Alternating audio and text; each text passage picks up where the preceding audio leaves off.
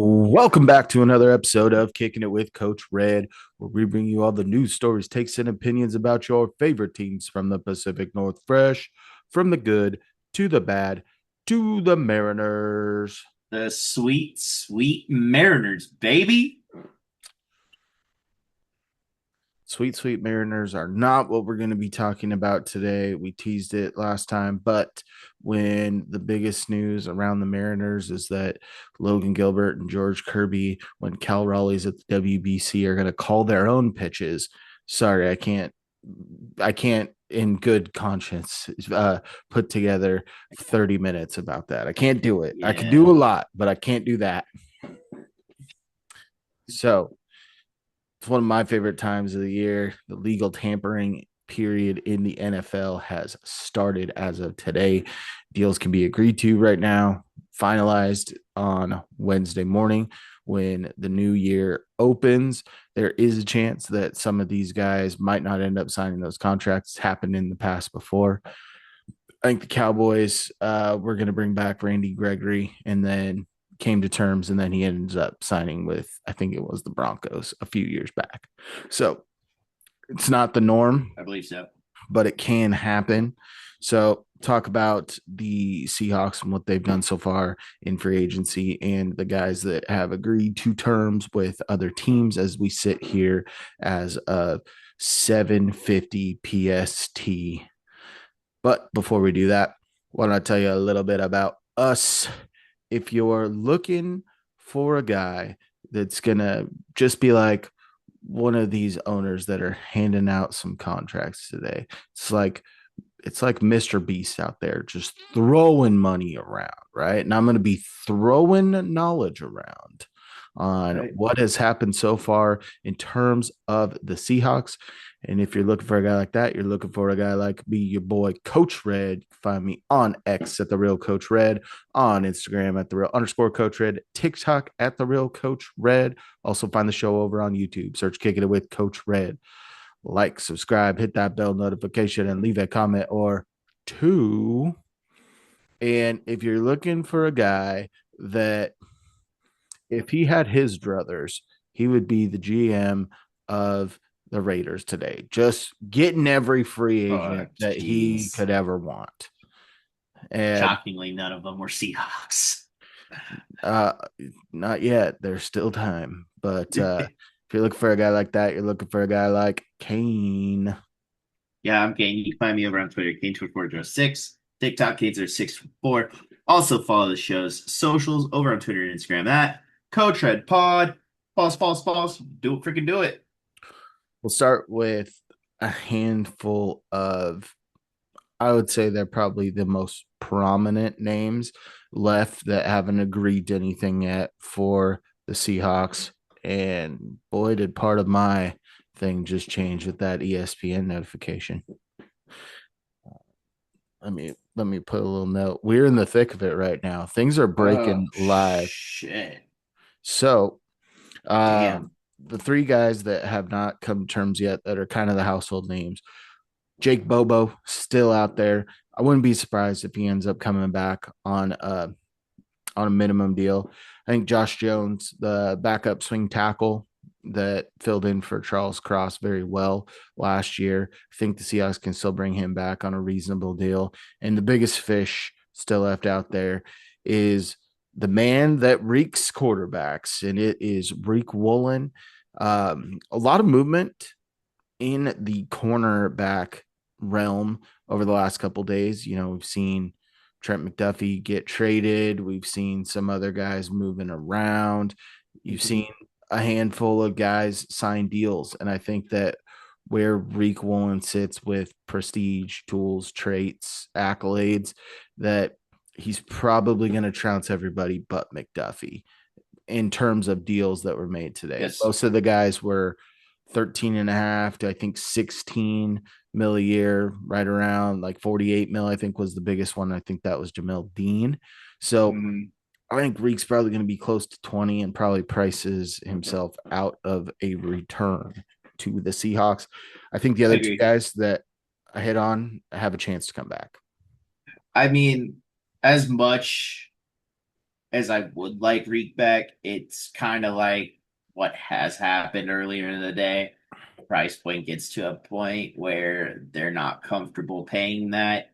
And by all means, there's many ways to supplement the losses on in the cornerback room. I mean, you brought back Josh Jobe, that's great, but uh, you can supplement this through the draft, realistically. Yeah, it'll be interesting to see if they, like we talked about, once things settle out a little bit, is there some areas that you might have a surplus at that you might look to trade away? Would you maybe look to trade for some people too, right? There's Hmm. going to be those options out there, but let's dive in to the Seahawks that are no longer Seahawks. And we'll start off with one of your favorites, and that was Kobe Bryant going to the Bears on a Yeah. 3-year, $40 million deal. No, And no, he won, got his bag, dude. I mean, 13.3 mil on the average per year. That's richer than I would ever want to give Kobe Bryant. I think that he is a solid player, but when Agreed. when you look at Ty Okada coming on back on as a restricted free agent, and even if he balls out, I don't think the tools and traits are as high. I think he's a little bit more of a flashy, little bit of speed, but Kobe Bryant kind of had a Hmm. knack for turnovers, which you don't necessarily get from Ty Okada, but you saw that supplemented in many different ways, right? Ernest Jones, 9 picks last year, right? Something a little bit unexpected. Spoon, Yeah. E-Man didn't really have the pick numbers that you were expecting to see. Same with another guy that we'll talk about later that you might have already talked about, unfortunately, because we weren't to that part of the episode. So burying the lead like a champ, Cain. But I do think a little rich for their blood. You have a Bears team that is looking to improve, and especially defensively, right? They feel like they had some of their pieces. They even felt comfortable enough to trade off DJ Moore and replace their center that retired by going and getting Garrett Bradbury. Just adding to the pieces defensively because you have an offensive minded head coach. Give your defense as many pieces, and Kobe Bryant can be a playmaker on a defense. It'll be interesting to see how he does outside of Mike McDonald's scheme. Like during his rookie year playing in the slot, he was okay. He was like the king of the peanut punch, right? Then he got banged Hmm. up, and then you had Rayshawn Jenkins in here. He gets banged up. You move Kobe to safety, and he really takes off from there. But is he a product of the system or is it all straight skill? Because Mike McDonald has had safeties that have played extremely well for him. Geno Stone is the prime example, right? Geno Stone had a career year, goes and gets a bag from the Bengals and doesn't make it out of year two, I believe, before he was cut. So you could maybe look to see Yeah. some of those guys that have some tools and traits that they can get in at a lesser cost to help fill the safety room. But when you're also sitting there with 3 starting caliber safeties and Nicky Manwari, Ty Okada, and Julian Love, it wasn't the area that you were expecting them to spend the most resources in. No, and I agree. It just sucks because like Kobe Bryant was it just the story of him, right? Like he got benched. He Yeah. was not a good slot corner. And then Mike got his hands on him, dude, and turned him into what he was, right? Which was kind of a sneaky little ball hawk out in the secondary. And A solid safety. thing with him, dude, yeah,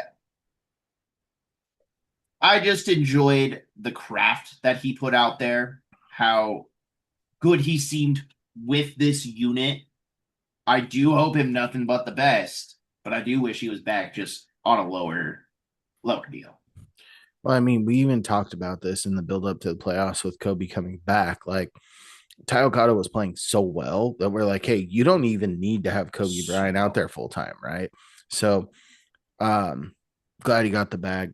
well deserved for all these guys, right? It's called the NFL. It's the Yeah. not for long league. You've got to go get your bag while you can, and someone's going to pay it. And you can't fault someone for going and taking a deal. If you hear that an offer was on the table for the exact same amount and they decide to go somewhere else, then you can be a little bit miffed. But I don't think that the Hawks were getting there for Kobe.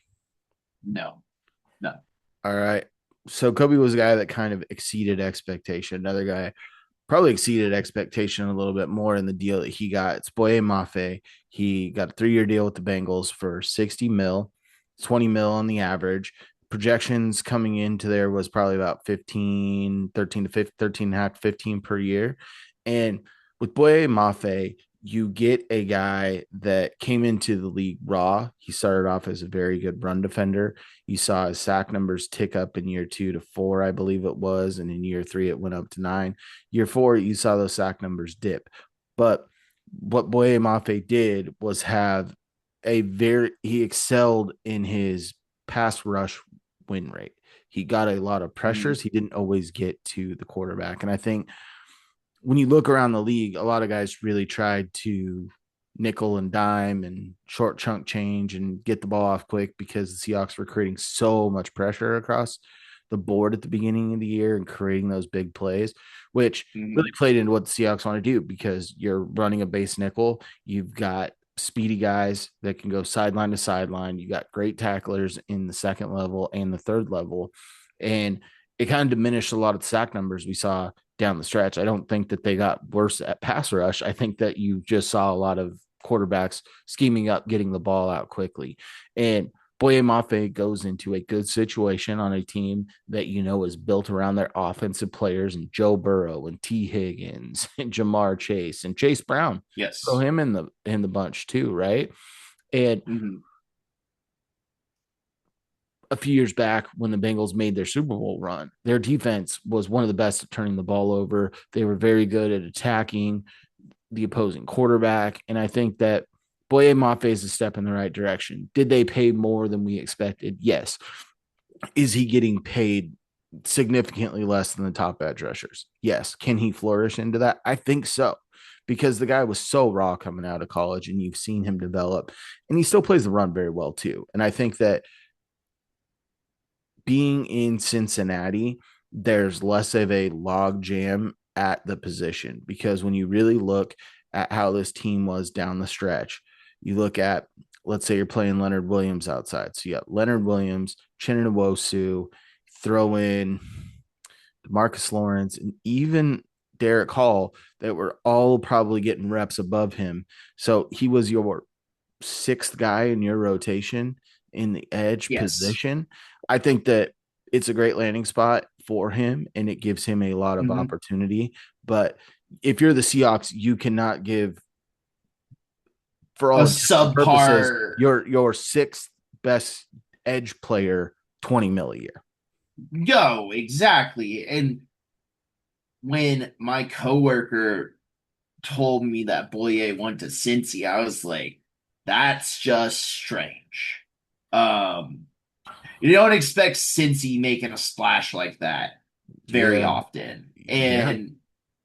And They went and signed Trey Hendrickson. He's not back. You got to fill those shoes. yeah. He's not coming back. But in the Seahawks mind, like it makes sense to let him walk. We knew he wasn't coming back. You might as well save that money for Derek Hall. At this point, right? Especially with Crosby off the table. Um, I like Boye Mafe. I liked him a lot more last year.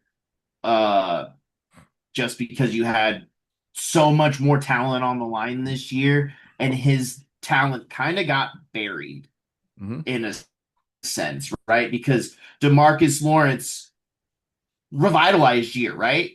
We were all oohing and ahhing about him all year and how well Uchenna Nwosu played. When he got back So on the field, it's hard Big to bring Cat, him back. Big I Cat was a beast all year, and then you really saw Derek Hall yeah, really ramp up towards the end of the year. exactly. And so it just made more sense to let him walk. And hey, hats off to him, man. I hope he does well out there.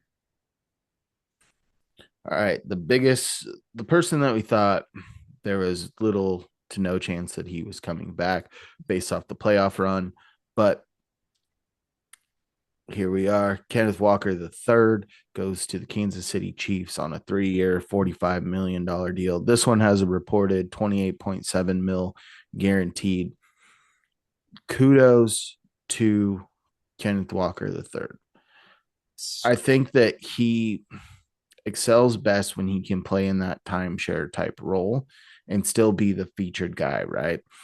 He's going to get the opportunity to really go ahead and take the bull by the horns. He's going to take a lot of carries off of Pacheco's back, but Pacheco's that hard nosed runner that kind of can fill Mm, that Zach Charbonnet role and getting those goal line touches.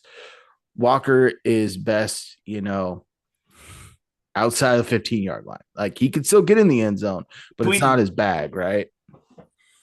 And from 15 to 15, he's awesome. stellar. And it could very well change where he gets more of those opportunities with the Chiefs to handle that Hmm. workload because you need to take pressure off of Patrick Mahomes, right? And realistically, outside of Kareem Hunt and 1 year of Clyde Edwards Hilaire, it's been tough sledding in the running back room. Pacheco's had an okay year, but to go ahead and bring in a guy that was hands down the top free agent running back available, um, it just made too much Hmm. sense. Made too much sense for them. And it hurts the Seahawks because the And Seahawks are this at a isn't void. right. I mean, you're seeing running backs kind of the two that we kind of hinted at last week. All three that we talked about last week are already off the board. And that's kind of tough. But, you know, the thing with K9 going to Kansas City, it also takes the load off when Patrick Mahomes is injured, right? Because we don't know if he's going to be back for, the start of the season. And And their backup went and signed a deal with the Cardinals today, Gardner Minshew. exactly. So, it helps alleviate some things from them. It does help them in that department in the run game because it has been bad for them. Like, even with that, Pacheco missed some time the last couple of years too. Mm-hmm. So you get a back who's explosive in every way, but it's just too rich for the Seahawks. And I get that, I think it was looking at a lot of 1 year deals outside of K9 if they were going to get something long term done with him. But I think they're looking for more 1 year deals to get to next year's draft. Agreed. Agreed. I could have saw a 2 year for the right person, but I mean, we're going to talk about him a little bit later because it broke towards the beginning of this episode. But we're not going to dwell on that right now. Big ups to K9 though. It's a guy that plays the game hard and he Yep. plays it right. And that's the one thing that you could say about all of the free agents that signed outside. High character guys across the board, right? Kenneth Walker the third, Kobe Bryant, Boye Mafe.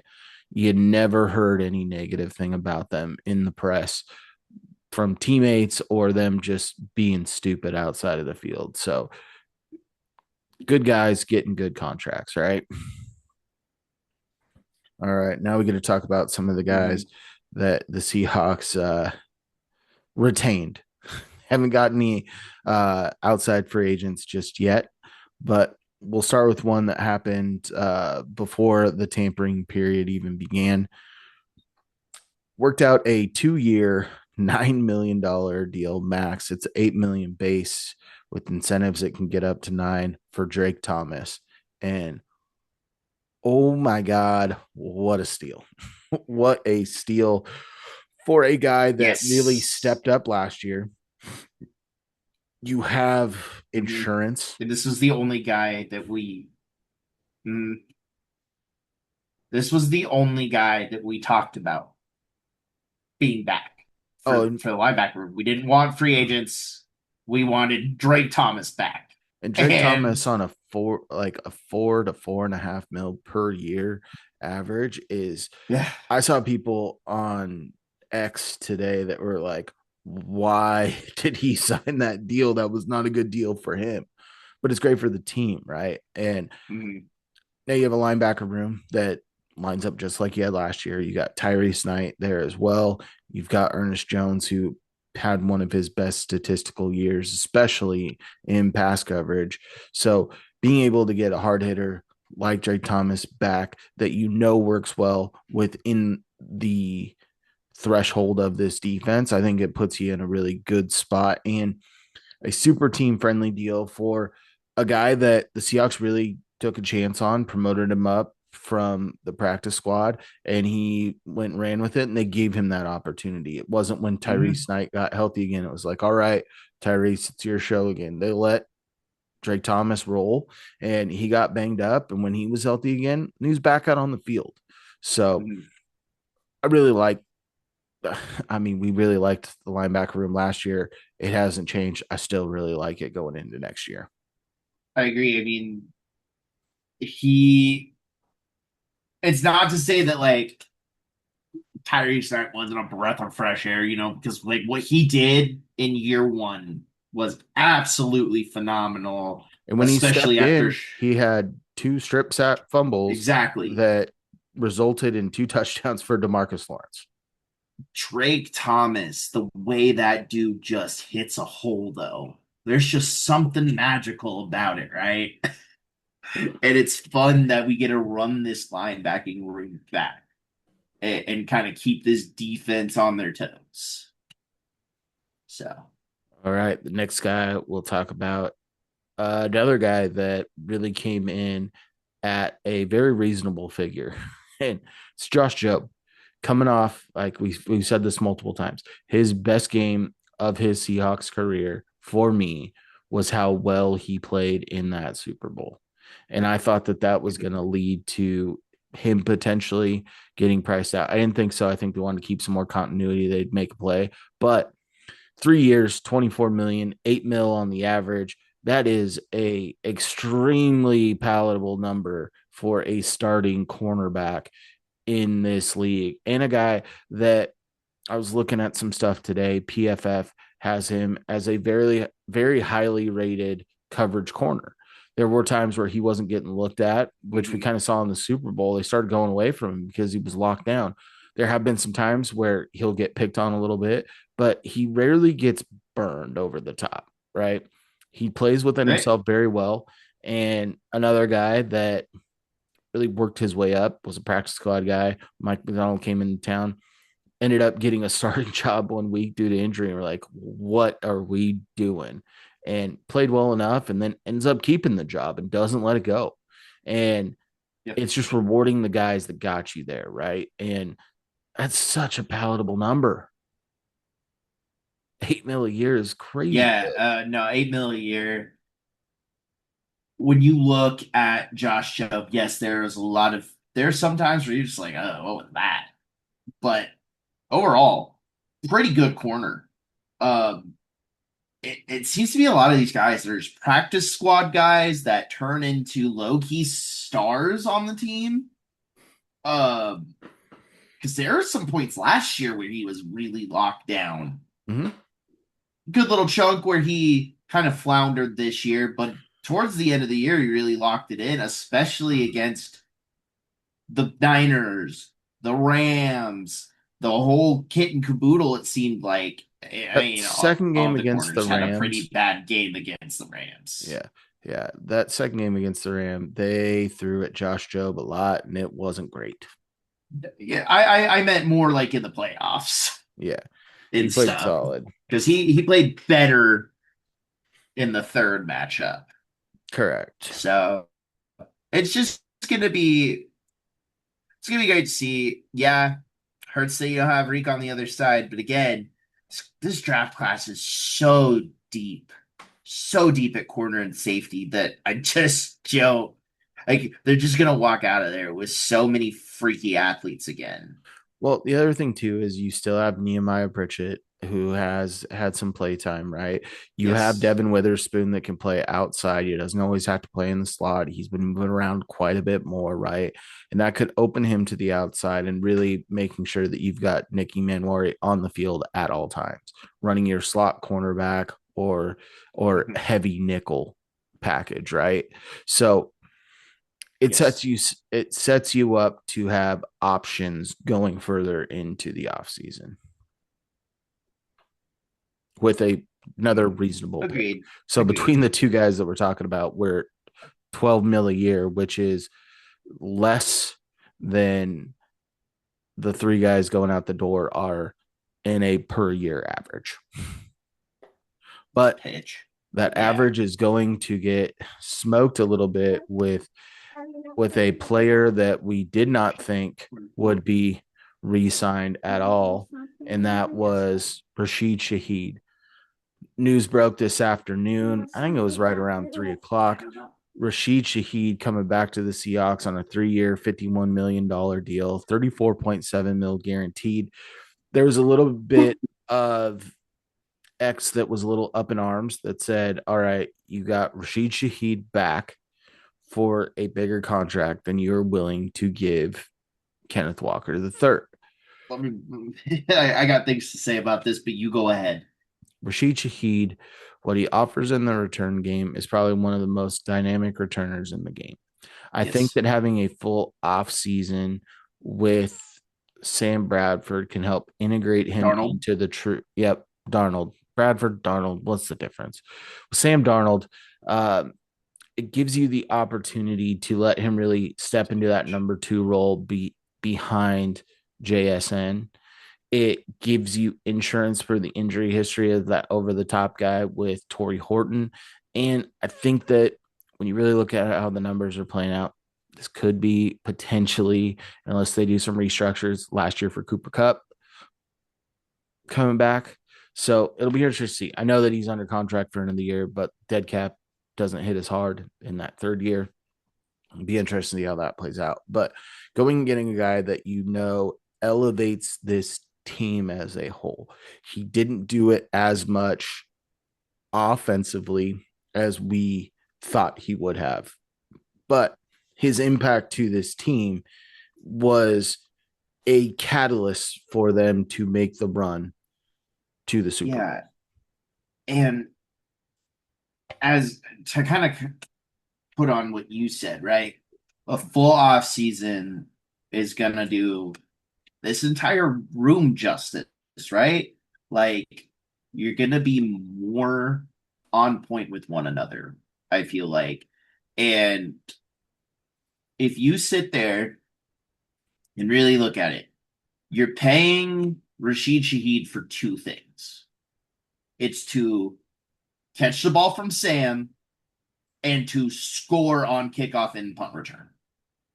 That's his job. Put us in great field position. Yeah, I understand. Like, oh, you want K9? You had to make a choice. It wasn't you're getting both. That you were getting one or the other, and I think you go with the even more dynamic pass game. Especially there are still some running backs out there that you can There get are. I'm that going to talk about him here shortly. that would and they can do this team somewhat justice, but I think Rashid Shaheed coming back on a 3 year deal is so big. It puts this offense, I feel like, in that same stratosphere it was in last year. They just got to figure out the running back route. Let me throw something in here real quick that will take it into a little bit of Mariners talk for a hot second. Up until there was no other choice but to feed Kenneth Walker the rock, right? You had injuries galore when Charbonnet went out with injury. You were getting Helani back. You had Valus Jones, right? Who I think still going to be on the team. Cam Akers. Sure. But when you look at that, I always felt like Kenneth Walker was the Tyler Locklear of the Seahawks. They liked him. They thought he was a good piece, but I don't think they ever really saw him being the long term fit, especially if he progressed into what he showed during the Super Bowl run. I think if he was a little bit more mediocre and came in at 12 mil a year, 11 mil a year, 10 mil a year, they would be all over that, right? But the cost to Agreed. play was too heavy, and it shows you how much more valued the wide receiver room is than the running back room, right? And Yes. especially in Seattle, you've had a lot of guys, and we've brought this up over and over. Some of these guys, like a Chris Carson, was a seventh round pick. You had Thomas Rawls was an undrafted free agent. You had different. Thomas Ross. You had fifth rounder and Robert Turbin who played well for stretches for this team.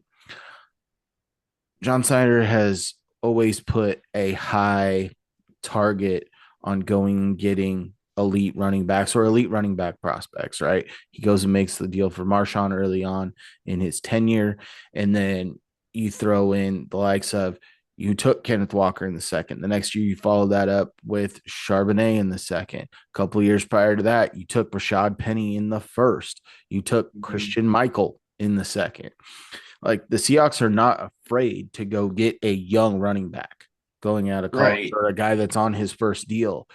But it's that second contract that's always kind of bit him in the butt. It's worked for Marshawn and it worked for Chris Carson, right? It's been about it. They were able to bring Rashad Penny back after he had that late resurgence for that one extra year. And then And then he they got hurt. bugged, stuck around. So I think that Yeah. with Kenneth Walker, he goes to a situation where they could be a very high powered offense. They're consistently competing when they're healthy to make a deep playoff run. They've done it for years. Mhm. I think this is a great situation for him. But circling it back to Rashid Shaheed, this is where he wanted to be. He spent the offseason here. You knew he wanted to come back. And I believe that even if this is not me saying that I have insider knowledge, but if he was offered a couple more mil per year, I think he was more inclined to come back to Seattle. Yeah. I mean, if it was close enough, I think the only thing that would have deterred him is if Clint would have offered him a similar contract, I think he would have been Vegas bound. I'm glad they got the deal done. They needed they needed one back, one of the big names on this to be back. Well, and I'm I not think that saying that Josh Jobe and Drake Thomas aren't like they're big names on the Seahawks, sure, but like when you look league wide, right? Like Rashid Shaheed was going to get paid. in Rashid Shaheed, I don't think if he goes to Vegas, he's going to be expected to be the number one. And I don't I think think so. that's his bag, right? And you look, especially at his last couple of years with the Saints, you had an aging Derek Carr, you had Spencer Rattler, and then you had Tyler Shaw, who you had him for a little bit, but then you still had some Rattler in there, throwing some Jake Hayner. Does he want another young, unestablished quarterback? Which the Raiders aren't drafting first overall because they made a trade for that draft pick. The Raiders right now, Kubiak's got an uphill battle because they're in a very tough division. The Raiders next year probably aren't going to be very good, right? They went and made No, some splashes and helped solidify the defense, especially the linebacker room, and they go and spend some big money on Tyler Linderbaum.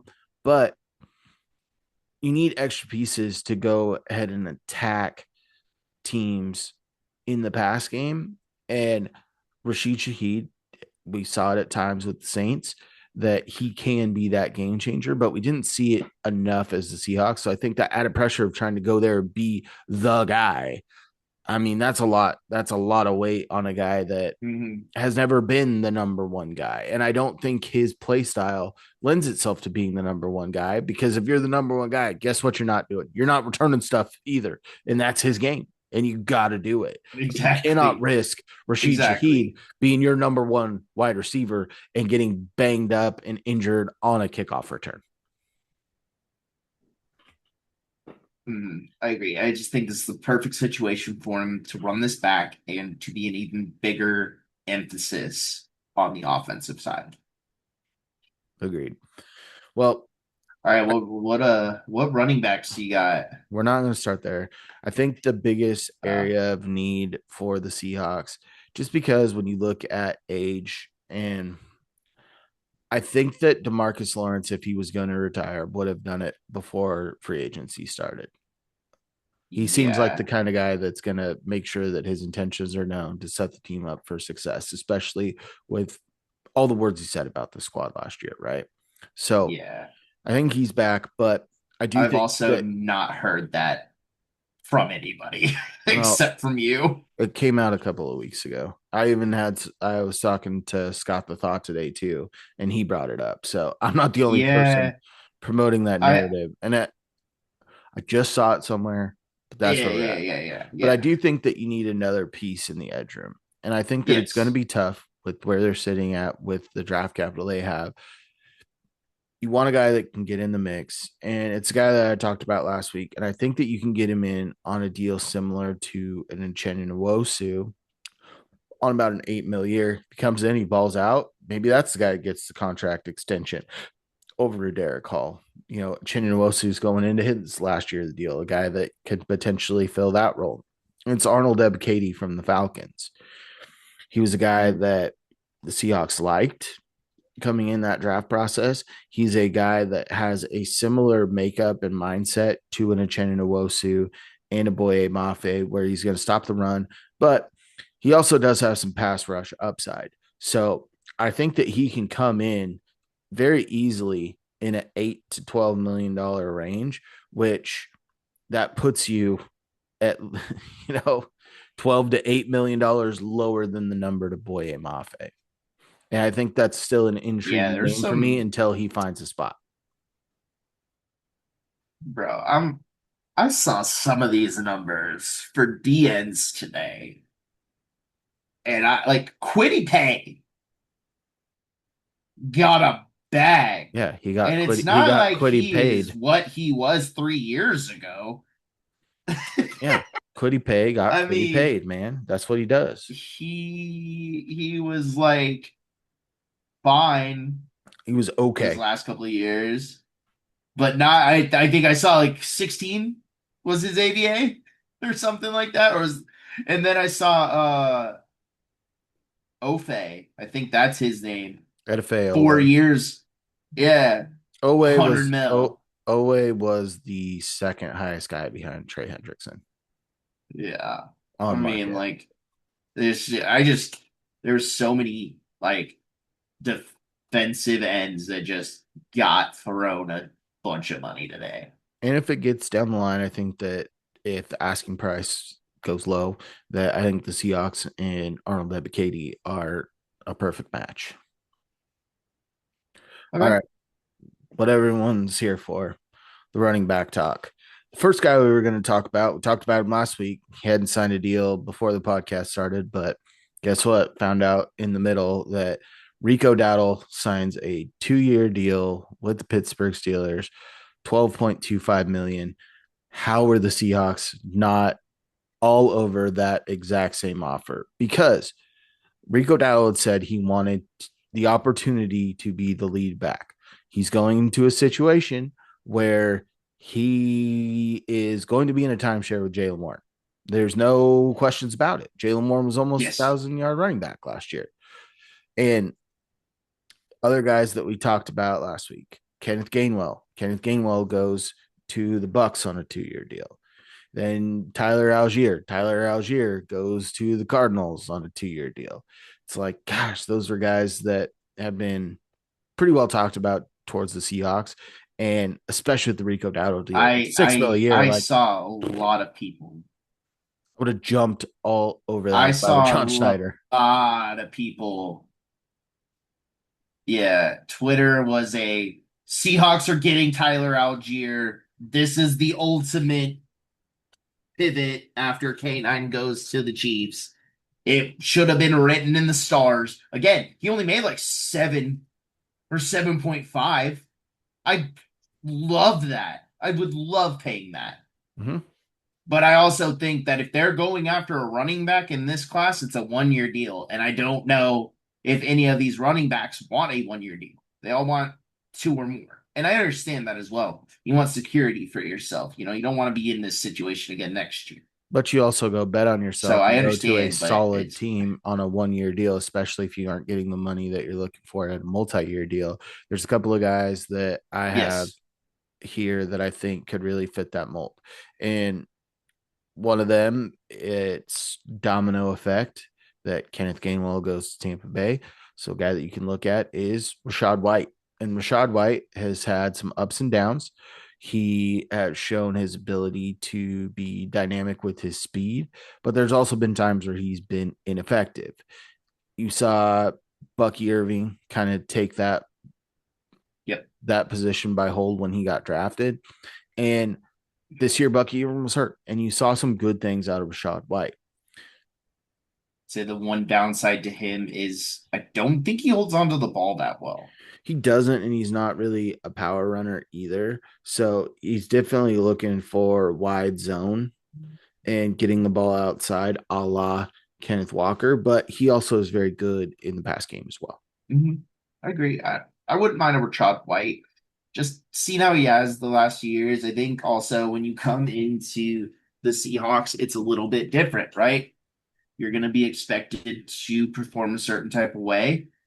And I think with how that the coaches are and how close knit of a team they are, I think it's going to be a cascade effect for all these newcomers. And just like put your nose to the grindstone and kind of work hard and let's try to minimize all the mistakes.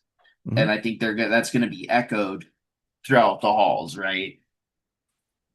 All right. All For right, hit me the with next another one. guy that I'm looking at, I'm going to play a little bit of word association, see if you can get there. All right. My clue All is right. 50 Cent.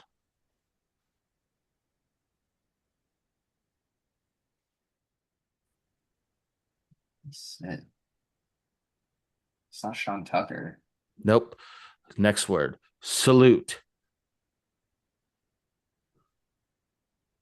It's not Salute. I'll go to the next one. A baby. No clue. All right, We'll go one more. Christian McCaffrey's backup,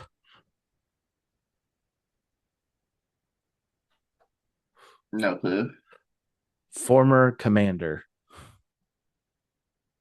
Oh, Brian Robinson Jr. Oh my gosh! Start from the top. First was he got shot like 50 Cent. Number two, salute because he was part of the Yeah. Commanders. Number three, he last year he played in the Bay. Then I gave you Christian McCaffrey. I went a little more straightforward. We just couldn't get there. But Brian Robinson Jr., I think Yeah. embodies what this is a guy that somehow, Hard runner. I mean, he got phased out. He takes the job from Antonio Gibson. Antonio Gibson's not on the team anymore. And he gets phased out of the Commanders, who are still searching for an every down running back. Like, it was wild. Then he goes, I thought go ahead. so. I thought he got pushed out by the rookie that they drafted this year. Yeah. Ja'Cory Krosky Merritt, who Who really like never really he took the job by the hold all year. yeah. Did he So get he goes to San where Francisco. he wasn't with the Commanders when he got traded? Was he? Yeah. Yeah. So Brian Robinson Keep going. went to the Niners last year, and in doing so, it gave them good insurance policy for Christian McCaffrey. And when you look at the style of runner that he is, I think it lines up well with what the Seahawks want to do. He can add some stuff in the pass game as well. We've seen that. And he's going to come in at a far less price point than really any of the guys that we talked about throughout. You're probably getting him on a three mil 1 year deal, maybe three and a half. Mm. And I think that's a very palatable number for the Seahawks. Yeah, I mean, you've you thought that like when he got dealt there, it was big insurance for if McCaffrey went down, and then McCaffrey was amazing again this year. Uh, you kind of need him to be the featured back, though. I feel like that's Brian Robinson's like mainstays. He's got to be the featured back, and if he's not, it doesn't perfect work well. Good thing because you're good. Whoever gets signed here is gonna be the featured back because George Halani ain't doing it. I like George Halani. I like Kenny McIntosh. They're just I an kind of like undrafted Bayless free agent Jones. and a seventh round pick. Yeah, I kind of like Bayless Jones, but I But don't trust them to be my bell cow back. And with Brian no, Robinson, you do have a little bit more.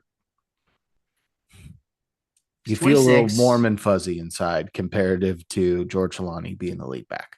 I agree. He's 26 years old, still in. He's not really banged up outside of That was a while ago. getting He's shot, back from it. He's back from it. but I think that you could see that. And if they can get him on a lower end deal, I wouldn't be surprised if they brought in somebody else to be a running main. Yep. Just like as a more of a third down back type deal. All You know right. what I mean? Ready for me to get a little bit funky with some names now? Sure. So let's get a little funky. This one is a little bit tough because it would have to come via a trade. And you don't really have the capital in this year's draft class to swing much. Could you potentially give up a player? Can you potentially look at future draft capital? Yes. Will it take a lot of draft capital? I don't think it will. I think you could probably get this guy for a fifth or sixth next year.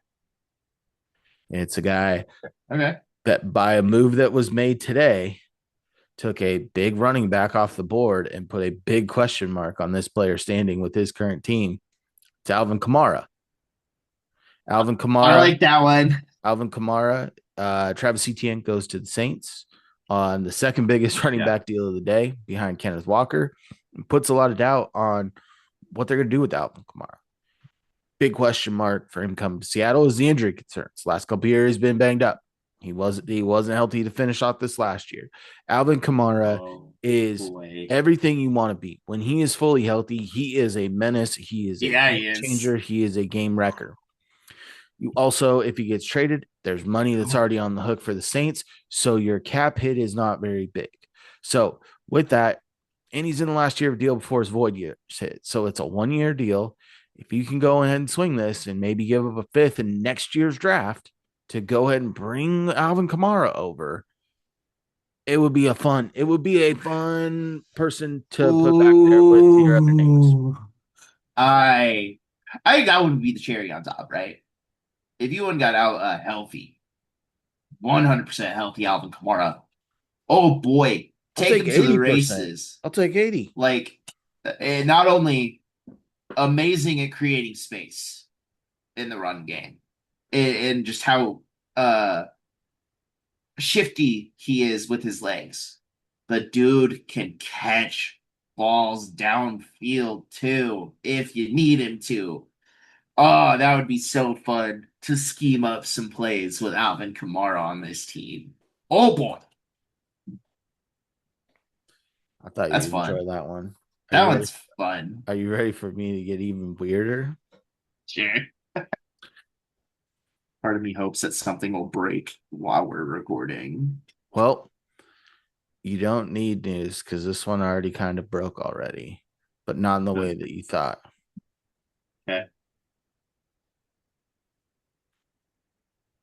Rashid Shaheed getting reps at running back.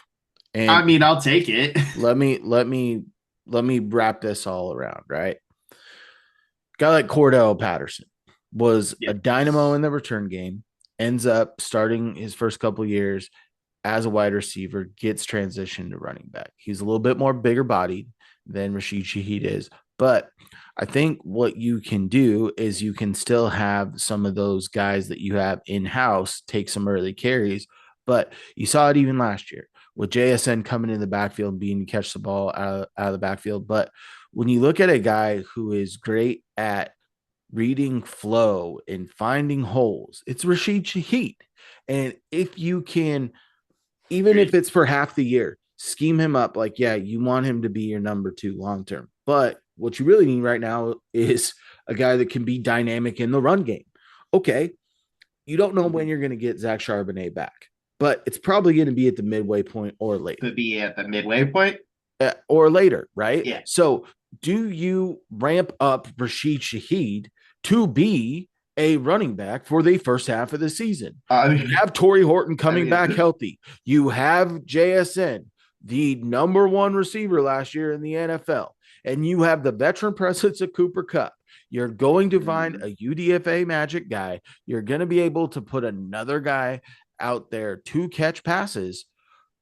You can get away with that a little bit, especially if Torrey Horton stays healthy, because he's that over the I top think he guy. I brought it can. up earlier. This was my big brain thing that I didn't want to talk to you about earlier, because this is a fan theory made up completely by me, Uh, because I think that it could be I a mean, fun iteration. right. And sorry. um, I liked what I saw with him out of the backfield. I know it was only like not even a handful of snaps, right? And a lot of But those big plays I were on did. jet sweeps. They were jet Mhm. sweeps. He did have he did have one where he did line up in the running back position that he did carry, and I Wasn't believe had like successful. 15 yards on it. I think there was another one where he got stuffed in the backfield. But at that point, you're asking a guy that you're scheming up to play running back for a week or two, right? When he got those carries in the backfield, it wasn't like Yeah. you're getting reps. This one would be a full fledged thing on saying, hey, this is why I think it helps bridge that gap on that extra millions of dollars, because yes, he can bring it to you in the return game, but I think he can fill a hole for you right now when you need someone to fill that hole. And And we honestly, pined for him to get more involved with the offense after the trade. There was the yes. Falcons game, was his really big offensive output Yes. game, but it's like this gets the ball into a big time playmaker's hands 15 plus times a game just in the running game. If you can give him 15 I carries like a it. game and run with three running backs, and you have George Halani, and then you throw in Kenny McIntosh, Valus Jones, Cam Akers, right? Pick one. Either But yeah. Yeah. your guy that can take this over the top is Rashid Yeah. Shaheed. Like I'm kind of sold on it because Kenneth Walker I can was your home run hitter. This is another home run hitter. We in and Seattle, we love home run hitters. Cal Raleigh, Ken Griffey and Jr., I think that Julio Rodriguez. I think that all year, no matter the cause, George Kalani's probably your number two. Mm-hmm. Yeah, I would say he is. agreed. And I can see him developing enough in the run game to be a very serviceable back on his own, right? Not in a timeshare-esque type situation to where you can trust him for 15 carries a game and get 50 to 60 yards, right? Instead of 20 to 30. Um, it looks like you want to say something. Go ahead. No, what I'm saying is, if you can get the ball into Rashid Shaheed's hands 10 to 15 times a Mm-hmm. game, that gives you probably 10 to 12 for Halani, and then probably 5 or 6 for your next guy that can be your primary third down back. But it also throws this wrinkle in when you're trying to not have the back in there to pass protect and actually go attack out of third down. Rashid Shaheed can be that guy. It makes Mm-hmm. it makes your offense so much more multiple. And when you looked at times where they thought about doing it and they didn't really implore a ton, when you had Brian Robinson on the Niners last year and they were struggling with Brandon Ayuk just gone, Ricky P banged up, they're going to run Christian McCaffrey out of the slot and start giving a bunch more carries to Brian Robinson. They're going to move Christian McCaffrey around. You saw how dynamic JSN was coming out of the backfield as a pass catcher matched up on a Hmm. linebacker. You can still get that with Rashid Shaheed. And you might not have to give him 15 running touches, but the screen game, the short passing game, and him Yes. finding the wave, you could see offensively Rashid Shaheed averaging 80 to 100 yards a game if he's in that hybrid joker role of playing anywhere on the field at any point in time. After you get I like it. Charbonnet back, you can still sprinkle him in there, but then you can still bring him back towards ramping up to being that number two to JSN. Yeah, I like that. Will it happen? I don't think it will, I don't think it but will either, but it could be fun. And I was just it thinking could about be. that today when we were on the phone, and it popped in my head. I'm like, this is a good idea, especially when you saw how well Cordy P did when he Yeah. transitioned to running back as a top notch Yeah. returner. If you can teach a guy to read the holes, granted, Rashid Shaheed not as big as Cordy P. It's going to be tougher to have him No. hit the hole, 15 to 20 times a game. But if you can get him 8 to 10 carries and then include him heavily in the pass game out of the backfield, it could be a way to supplement this offense in a creative way without going and spending extra money in the running back room. Right. Granted, today is just day one of legal tampering. Um, I'm shocked that they made two deals today. I'm shocked. They don't really partake in day one Not very often. often. But Well, then and it's not a bringing surprise that it was their own guys. yes, and I there goes your big hope of the guard, Antonio, where'd he go? Elijah Vera Tucker, Uh, Patriots. well, and then Zion Johnson went to the Browns. So Antonio's still out there, baby. That was my number one. Yeah, yeah. You got any other names out there? That's all I got for the running back room right now. Um, Brian Robinson, I put on late.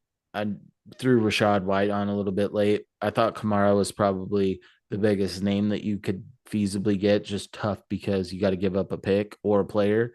Like if they want to go player for player, and they want Anthony Bradford straight across. I'll drive to John They Schneider's house and I will hand him that cell phone. If someone calls me tonight, I'm going straight to Schneider's house. Police are probably getting called, but I'm like, you got to make this deal. It's a no brainer. yeah. Yeah. I think they should try. I think that's an avenue that John is probably pursuing. Um, but also you're trying to probably find just somebody on the lowest possible ABA. But that I think number Brian Robinson might be that guy. very well could be right, and it's going to be interesting to see how this all plays out. But Mm, it's week one, right? There's build up, then you got the draft coming up at the end of April, yeah. so there's a lot of things that can happen between now and then. And if you want to reach out to us, you can on social media. You can find me, your boy Coach Red, on X at the All real right. Coach Red, on Instagram at the real underscore Coach Red, TikTok at the real Coach Red. Also find the show over on YouTube. Search Kicking It with Coach Red. Like, subscribe, hit that bell notification, and leave a comment or two. And guaranteed that if you do leave a comment on there, that you will get some sort of interaction from us over at Kicking It with Coach Red. So don't be a Sure. chump and just do it. King, where you at? Yeah. Find me over on Twitter, Kane2406, TikTok, Kane0624. Also follow the show's socials over on Twitter and Instagram at Coach Red Pod. False, false, false. Do it, freaking do it. And as always, stay fresh.